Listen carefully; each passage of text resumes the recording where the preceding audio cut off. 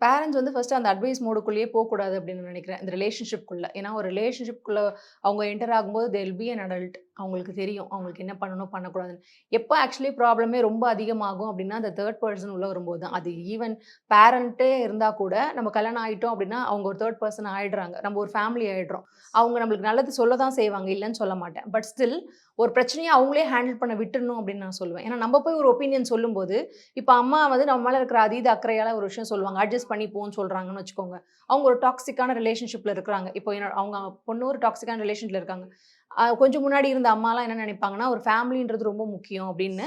A even it's abusive நீ வந்து கொஞ்சம் அட்ஜஸ்ட் பண்ணி போ. கல்யாணம் குழந்தை பொறந்தா சரியாயிடும். இன்னும் 1 வருஷத்துல சரியாயிடும். இன்னும் 10 வருஷத்துல சரியாயிடும் அப்படின்னு சொல்லுவாங்க. But that's not the solution. உண்மையா பார்த்தீங்க அப்படின்னா. 10 வருஷம் அந்த அவங்க அனுபவிக்கிறது இல்லாம அந்த குழந்தையும் அந்த விஷயங்கள அனுபவிச்சு, அதுக்கப்புறம் அதுல நெறைய விஷயங்கள் இருக்கு. ஸோ, அப்போ அவங்களே ஒரு சண்டை போட்டு, அவங்களே ஒரு தெளிவுக்கு வந்து, "இல்ல நான் வந்து இவர் கூட தான் வாழப்போறேன்னு" முடிவு எடுக்குறாங்க அப்படின்னா, தட்ஸ் தியர் சாய்ஸ். நம்ம அதுக்குள்ள எதுவுமே நம்மளோட பெர்ஸ்பெக்டிவ்ஸ திணிக்க வேண்டாம் அப்படின்னு நான் நினைக்கிறேன்.